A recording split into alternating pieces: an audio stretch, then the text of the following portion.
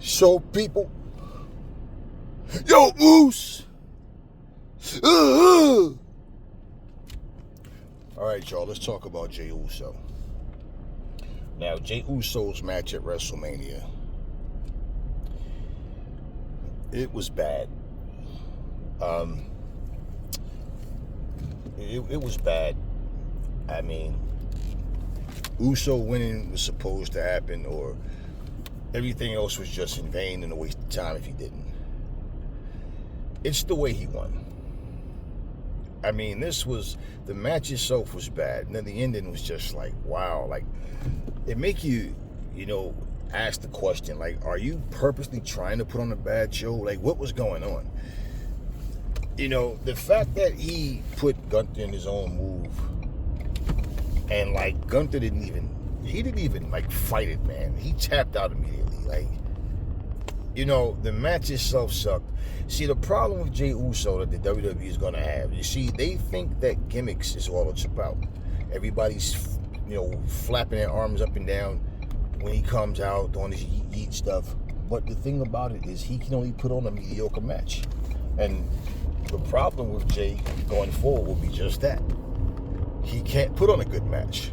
His matches are going to be built around, his character carrying him more so than his skills in the ring. He's not a good in-ring performer.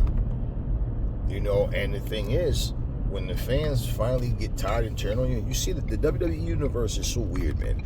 You guys are some, true, natural-born weirdos, okay? And the only people that gets offended are the people that's guilty of what I'm saying, which I really don't care anyway if they get offended, because the truth is the truth. But you guys will, like I said, you boo people, you cheer them, you boo them, you sing their name, then you boo them, then you cheer. Like, you don't even know what the hell you want anymore. And when I'm looking at this match, we already knew Jey Uso was a mid-card, mediocre guy. They call him main event Jey Uso, and he doesn't main event shit. He doesn't main event anything. Their match just was another typical SmackDown or Raw feeling match. The thing about the WWE is that they've lost their knack for wrestling, and they're all about, the sports entertainment side of it. That's all they care about. When you hear different people on these podcasts say things like, wrestling is about moments, it's not about wrestling. Nobody cares about wrestling. What the hell are you talking about? I heard Sean Porter. I heard different people within boxing say the same thing. Nobody cares about the fight. They're coming for the entertainment. So, in other words, the fighters are wasting their fucking time. Having 3-month training camps, putting your body through grueling training sessions to go in here and fight for your life because you can die in the ring. Because it's a waste of time, because all the fans care about is the entertainment. That's what's important. Let's focus on what rapper's going to come out with this guy. Let's focus on what he's going to be wearing. Let's focus on what they say to each other, back and forth on social media. We don't care about the actual fight. Well, I do. I don't give a shit about all that other miscellaneous nonsense. I don't care who you're coming to the ring with. I don't care what you're wearing. That's your business. I care about the fight itself. I mean, the most I can say about that is, you do have fighters that just look plain. They wear, plain looking, weird looking, just little, nothing flashy about their look or whatever. But, I mean, I'm just saying, bottom line is, it's about the fight.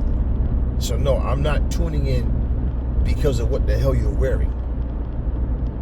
So when I hear people say these things, wrestling is all about moments. And this is why I say, why they knock, you see why they say that? Because, for example, the matches that AEW have, the matches, like the match that Takeshita and Will Ospreay just had, for example, like Kyle Fletcher, these guys, because they don't have anybody in WWE that can put those type of matches on. CM Punk, old flabby out of shape ass, can't do it either. People just, you cheer someone's name, and then you act as if because you like that person, that they're the same person. Ever since I've been, coming up as a youngster, man, I always liked Sting. Sting was just always my guy, okay? When they put Sting in cinematic matches in AEW, when Sting was in tag matches, I said, they know what they're doing. Because you don't put a guy in a position you know, where they're going to go out there and they can't put on the type of match that they need to. Why do you think when Stone Cold came back a couple years ago, if you want to see me beat this sack of shit, give me a hell yeah, Kevin Owens? Why do you think it was a street fight? Because Steve can't go like he used to. It's obvious. And pretty much, why put him in a position where he's trying to win a wrestling match? No, you put him in a fight. You see what I'm saying? It's like when I said Jade Cargill beating Naomi was supposed to happen, but there was no grudge in that match. It was just a wrestling match. After someone put you on the shelf and tried to, you know, end your career, you just come back to win a wrestling match. Come on. You know, so I look at Jey Uso and it's like, what are they going to do with Jey Uso? Like, who is Jey Uso going to defeat that you even care about? Who is Jey Uso going to wrestle and have good matches with? What's going to be different just because he's the champ now? See, the gimmick champions, these gimmick wrestlers, this is what they're pushing for. This is why. Remember I told you guys months ago, the WWE has an interest in Jordan Grace and they have an interest in Joe Hendry. Those are the first two people on the roster that they reached that had come on NXT. And basically, look at Joe Hendry. Came to WrestleMania and embarrassed himself. And there's nothing special about Joe Hendry, but he's a gimmick. Like, you know, when Ron Killings was really Ron Killings, now that R-Truth, what's the truth about him? He's just a comedian. That's it. When you talk about, you know, tag teams, and I don't even care about all of that greatest tag team or greatest wrestler. This shit ain't even real, but I don't even care about all of that. I don't care about the Oscars. I don't care about the actress and the actors. I don't care about all that vainglory. You know, everybody has their time. Your time come and go, and then somebody else's time to be in the spotlight. That's just the way it goes. But when you're talking about the Steiners and talking about the Road Warriors and the British Bulldogs, do you bring up Ron Truth Killings? Do you bring up R-Truth to the Miz? You understand what I mean? In certain situations, you just don't. You don't really want to put a person in, and what R-Truth has been known for is what he's going to always be known for. Nobody is going to remember the TNA days when he was really a badass in the ring. They're only going to remember this silly version of him. And if for him to get paid more or to be more noticed because he's on a bigger platform, that's all people care about. But all the hard work he put in TNA, I guess that meant nothing. I guess the very beginning going through the indie circuit, none of that means anything. Yeah. Right, it's nonsense, because if it wasn't for his start, he wouldn't be where he wouldn't have got to the point to be in the WWE. But this is my point. They take these guys and they use them all improperly. But, you know, it's like they did some things with wrestlers in the past that was offensive to the fans, and they did things that it just wasn't necessary to do.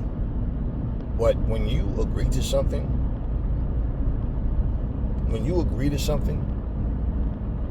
you can't take things back once you do it. And unless you was lied to, you were tricked into something, you knowingly going into something, accepting something. See, this is what happens. And I look at a guy like Jey Uso, and I'm looking at his gimmick. I'm looking at him. He's 38 years old, at least they say. 38 years old with the gimmick of a 16-year-old. And this is all I see going throughout the WWE right now. You know, my son said to me the other day, he said, man, Bianca Belair is all jacked up and muscular now, like more so than ever. And she acts like a little kid, these little tantrums, and just the way she argued with people, and he gets it. My son's a teenager, and he gets it. He says they act like people my age. I said, yeah, exactly. My son said that. These grown people act like they're my age, man. Yeah, that. So I know what the fuck I'm talking about. I grew up watching this stuff, man. And like I said, when you mature and other people, like you come into a generation of people that's like just really immature, they don't get it. This is all they know. This is why, like right now, you ask the average 20, 25-year-old, right? Like I said, I don't even care about it, but you ask them about greatness or whatever, they're going to tell you The Rock, Roman Reigns, John Cena. That's what they're going to tell you. You ask them who the better performers in the ring. They are looking at what? Who made the most money for the company? Who's the most pop? That's what they're going by. We're talking about in-ring performers. Those guys I just named are not the best. Now, I don't even like Shawn Michaels, to be honest with you. A lot of people will say Shawn is but I just didn't like Shawn Michaels in the ring, man. Like, when he was with Marty Jannetty, they were better as a tag team to me. Him as a solo performer, I just never got into Shawn Michaels. And I'm not telling anybody what they should or shouldn't like. That's your business, what you like. But what I'm saying, people that can actually go in that ring, stop it, man. Stone Cold was better as Steve Austin as a wrestler. His gimmick, okay? He had a handful of fucking moves as Stone Cold. His gimmick is what got him over. That's not what we're talking about. So to be petty and try to make categories of who put asses in seats, we get that. I'm talking about who are the better in-ring performers. And what you guys overlook is it's the guys that really know what they're doing that make these lackluster guys look even better than what they are. That's where you look at these guys, and this is what because that's all they know, and they act like anything that good. This is one thing about people in this era. People act like anything good just started in like 2010 or 2015 or some shit. Like life before that was dead or something. Like nothing was good before that. I don't care if it's movies, if it's sports or whatever. It's like, wow, are you shitting me? They don't even have an appreciation for who started these things. They don't have an appreciation for where it comes from. Not that you owe anybody anything, because there's a lot of stories about different people. Fuck these people. They're human beings, that's all. But bottom line, what I'm saying, you act like the eras before you didn't do things right, because it's different to you. It's a whole different mindset. These people are in their feelings, they're sensitive, and they complain and rant about shit. It's like, no, we don't rant, we just speak the truth. People just don't like when you say what's true about something, because, you know, it's like listening to somebody who's supposed to be a lyricist.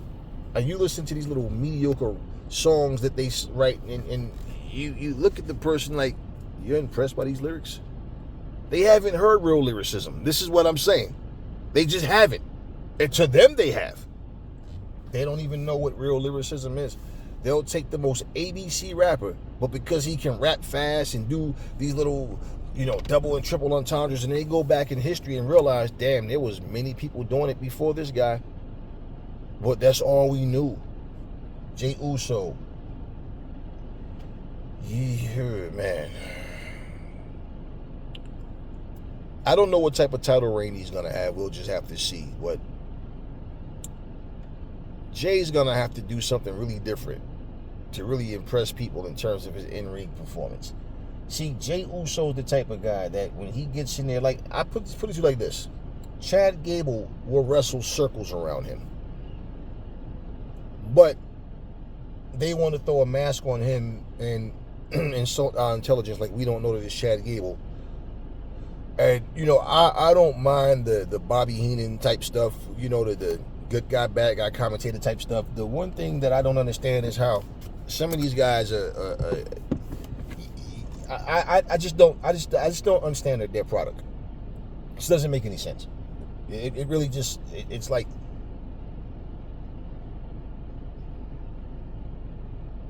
if you've ever watched a movie and you like the acting, the writing, the way they delivered the lines, and like just the action, like everything in the movies is on point to you. There's always going to be somebody go, I don't like it, or it's overrated, I didn't see it, this right? But bottom line, those same people will like the dumbest, most simple, like a script that a child can write. And I don't mean an extremely gifted child. I'm talking just a kid that can just sit up and just express their thoughts could write. The simplest, most garbage movie. Somebody would, oh, that's my movie right there. Okay, whatever. But what is it? Something of no substance, something that's just like, let's take, for example, the movie Dumb and Dumber was a very good movie in my opinion. The characters that they played were supposed to be dumb. The jokes were funny, the things they were doing were funny, and it wasn't like the script writing was dumb. Okay, like it was a stupid movie. It made no. The movie was funny. I've seen movies that wasn't funny at all. It's just bad writing. Like I did a video about Dolomite on another channel. And I talked about, because like people don't understand something. Like someone accused Eddie Murphy of, oh, he could have looked out for Dolomite. It was a guy who was claiming to be friends with Rudy Ray Moore, okay, which is Dolomite's real name. And he's like accusing Eddie. And I said, man, and he was saying Eddie could have did something for him, man. And he was talking about, black entertainers need to look out for each other. And I said, okay, hold up. Eddie Murphy had Richard Pryor, Jasmine Guy. I forget the chick real name, but she used to play Jenny on the Jeffersons. He had Red Fox. He had Ronaldo Red. He had what's the guy that played Kid's father on House Party? He had Robert Harris. This dude had all these different actors and actresses. He had Della Reese. I mean, he put Chris Rock in his movie. He put Damon Wayans in his movie. I mean, are you shitting me, man? And the thing was, people that didn't know Dolomite, didn't know of him, the thing was, they were looking at Eddie based on what this guy said, because that's what this generation does. They hear something and just go with it. Like, listen, first of all, Rudy Ray Moore wasn't a good actor at all. His movies wasn't good. Now, he copied and stole the type of punchlines and like jokes that people cracking each other, the winos sitting around just talking shit. He stole their material. The world didn't know it because they didn't know these winos. And he stole their material and he went and then put it into his own gimmick and changed his act. He was a host of a show, and then he would of a weekly show, and then he came out and completely changed his look and his his cadence and all his appearance, and he became Dolomite. And pretty much that's what got him on the map. That's what got him known, his raunchiness, the grittiness of it all, and he had a little cult following. So the thing was, his work ethic, as far as him putting all his money, it's writing and directing, and producing his own movies and stuff like that. He had a will to like, no, I'm going to make this happen. Man, his movies, you can see the microphone in the shots and stuff. The acting was terrible. He was no good actor, man. It was his hustle, his effort, his determination. That's his strongest qualities. So when Eddie Murphy did the Dolomite movie, it's like, man, after that movie, all of Rudy Ray Moore's old movies, they packaged them and had like the whole collection of his movies.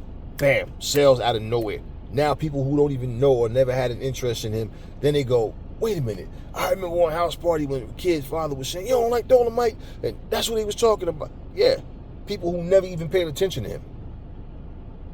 So I'm like, Eddie doing that movie, they did the movie and told his story, and it was a tribute to him. What the hell? Like, what are you talking about?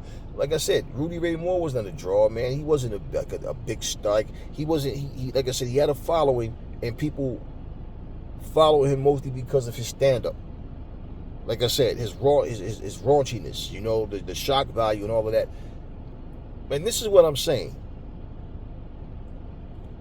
For people to be so stupid and so into their feelings to not understand what I'm saying and feel like, yeah, but Rudy was... I'm not asking you your personal opinion on Rudy Ray Moore. The truth is the truth. Rudy Ray Moore was not a good actor. He was not considered a good actor. But like I said, his hustle and his determination, his will to keep going forward and was able to come up with his own movies that would produce terribly. Now, if you don't know, just go watch some old Rudy Ray Moore movies. I think they got them all over Tubi, Amazon Prime, or whatever, man. Go watch it. You'll see, like, yeah, the acting was bad, man. The stuff that was, the funniest stuff was the stuff that you laughed at wasn't even meant to make you laugh. It was just funny because it's like the fact that he did it, and you're like, wow.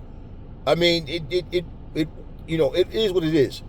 I look at Jey Uso. That's what I look at, a guy who has a following for gimmick.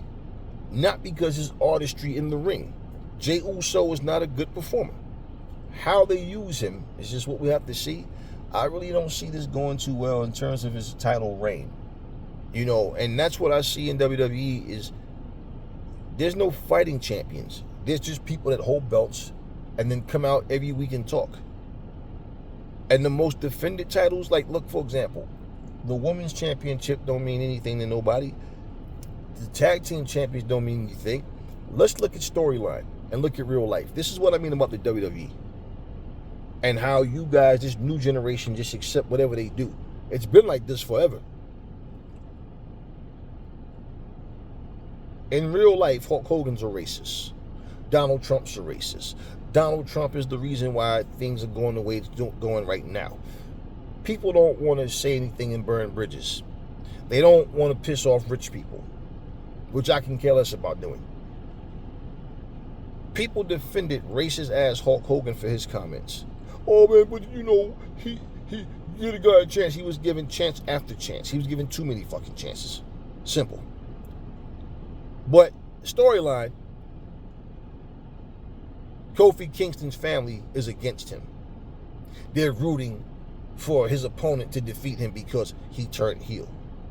But in real life, an actual racist heel, people make excuses for. Let's look at how the real reality doesn't play a part in this fantasy world. This is why when I look at things like that, it's like, who are you writing these wrestling scripts for? Because this is bullshit. And even a kid could sit back and analyze what I just said and realize it, like, wait a minute, so Hulk Hogan's a real racist for real, a disgusting human being.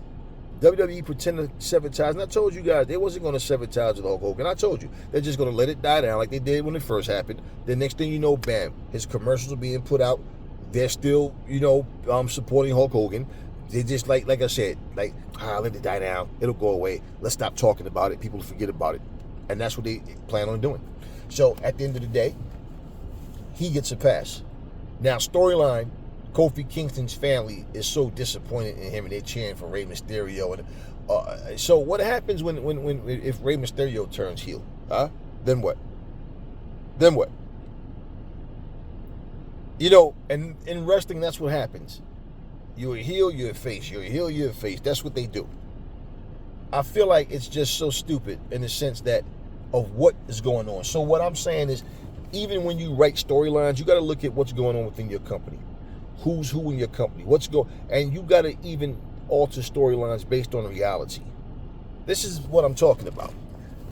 We're going to accept the racists, but I'm going to not accept my son. I don't want nothing to do with him because he turned heel. Get the fuck out of here, man. This is what I'm talking about with these storylines. So, the creative juices as a grown adult, as someone who could put something together and be able to, hey, you know what? Let's make this work. Why don't we do this? Right? This is one of the things I don't like. That's why I love when I hear AEW, whether it's commentary or Tony Khan, anybody say, we are professional wrestling, not sports entertainment. We have a balance of, we're going to give you entertainment, but along with the wrestling, but we're not focused on, and I never like these long, drawn out stories. It just doesn't, the more drama. And it gets to the point where, as it's going through WrestleMania season, like you go through your Royal Rumble, your Elimination Chamber, and now it's WrestleMania season, and it's like it just drags out 6, 7, 9 months down the road. We're watching the same wrestlers. They do the same shit every year. The same guys are feuding all year long.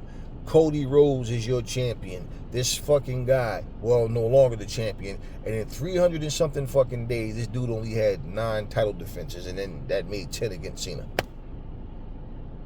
10 fucking title defenses in a year's time, a little over a year's time. And this is what they call your champion. So I don't care when they say how many days someone hold a belt.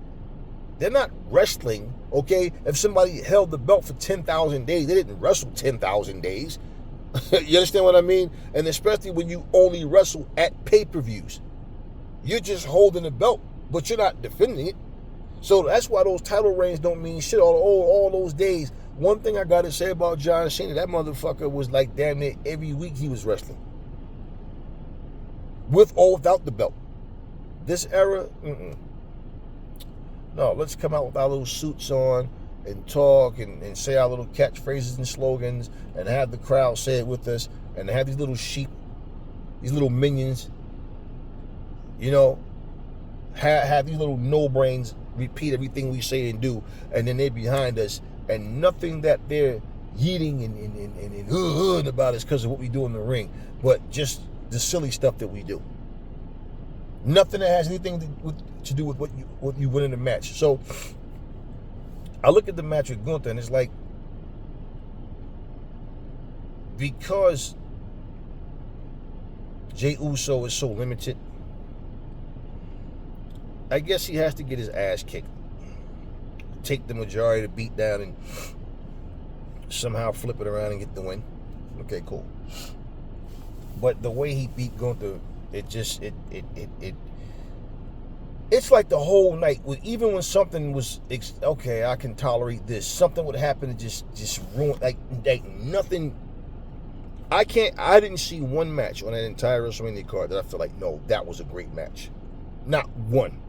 So even when I say the best match of the night was such and such, doesn't mean I thought it was such a good match. It was just better than all the stuff that they gave us that night.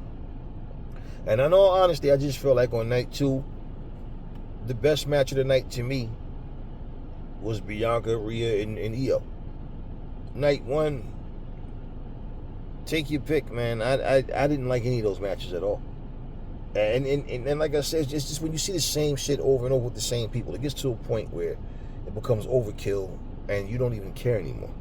Now, that all being said, Jey Uso, I don't know, man. I feel like they're probably going to build a lot of drama around him, his brother, Sami Zayn, type of thing where the drama has to happen to make up for his lack of wrestling in the ring. And so they try to make you care about the character more to the point where you want to see him win. Because in all honesty, man, this guy is very, very, very limited, man. And you know, I don't know. Maybe since Miro comes back, Miro is his first fight he loses and he defeats Miro. Maybe that's how that works. Maybe that's how it works. You know, Rusev or whatever he called himself now. Back to Rusev now. Maybe that's how that works. You know, I don't really care. I don't know. And I don't, you know, look, you don't just learn how to just all of a sudden overnight, here you are just a much better performer.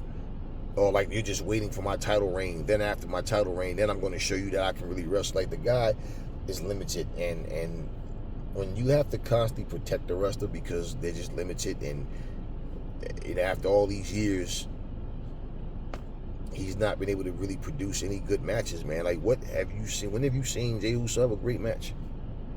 He went in, he just went at it. This was back and forth. I don't see any great matches with this guy.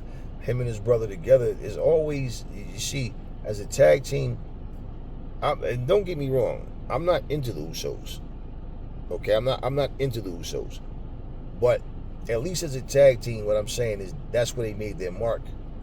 And that even the tag team division was the problem I had with the Usos back then wasn't just the Usos. Them, it was like just all they had. The only official tag teams was them in the New Day. Those Viking Raiders and all or whatever, they were never shit, and they had nothing but a bunch of guys that they just threw together to call tag teams. But there were no real official tag teams. So all those back and forth tag wins between the Usos and the New Day, and it basically was a very boring time.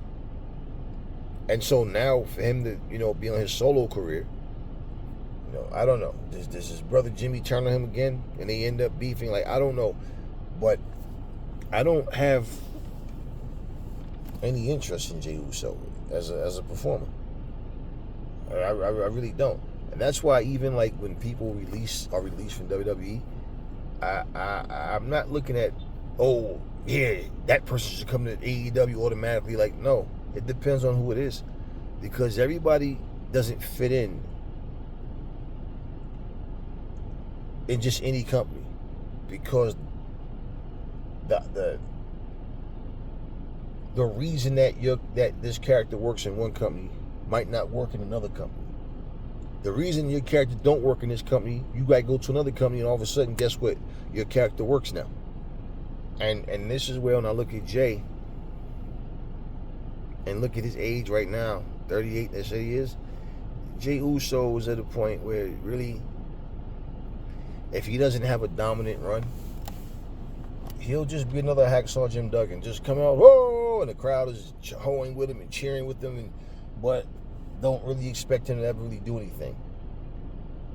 And you know, the title that he has is clearly, they don't treat that title the same way they treat the WWE title. They really don't. So him winning that title really doesn't. I mean, it's not a big deal to me. It's a big deal to the WWE universe, the challenged ones anyway, that actually put their heart, that will put their actual emotions into this stuff. But Jey Uso, he just doesn't do it for me. But I feel like he was the one that should have won, since he won the Rumble and all, and won the, you know, everything. And you know, it was him versus Cena. We thought it was going to be, well, put it like this. I didn't think it was going to be him and Cena. I thought it was going to be him and Gunther. And I thought it would be Cena and Rhodes. The only thing in that was we didn't think they would put two faces in there. And this is like when you see CM Punk, well, we know now Seth Rollins is, you know, back, you know, heel, full-blown heel again. But other than, you know, like before that, it's the same thing. I'm like, who's the bad guy here, man? Because they all had bad guy personas. CM Punk, Roman Reigns, and goddamn Seth Rollins. And it just was stupid to me. Like, what did he, like, what is this shit, man? So there's no more heel and face and the top guys. You know, like you want to see the good guys win. Now it's like, no, let's boo the good guys and cheer the bad guys. Let's just start booing certain wrestlers just for no reason, like nothing, and their faces on top of that. It's like with Bianca. I said, okay, even if people thought that she had something to do with the attack on Jade. Okay, it's been a minute now, so we know that she had nothing to do with it, right? So why? And it's like it started with that shit, and they just been booing Bianca ever since. Well, what do you think is going to happen to Jey Uso, man? When the crowd gets tired of him and his non-fucking wrestling skills in the ring, they're going to start to boo him too at some point, and they'll probably do the typical heel turn, and you know, and it's like you have to be a heel in order to keep a belt for a long time nowadays in wrestling, and especially like the WWE. I mean, I got sick and tired of Roman coming out there week after week. Acknowledge me. You know he's only going to wrestle on the pay-per-view anyway. But, you know, it is what it is, guys. But Jey Uso needs more than just some damn yeet. And he needs more than that. But this is who they chose to be their champion. One of their champions. And we'll see how it goes.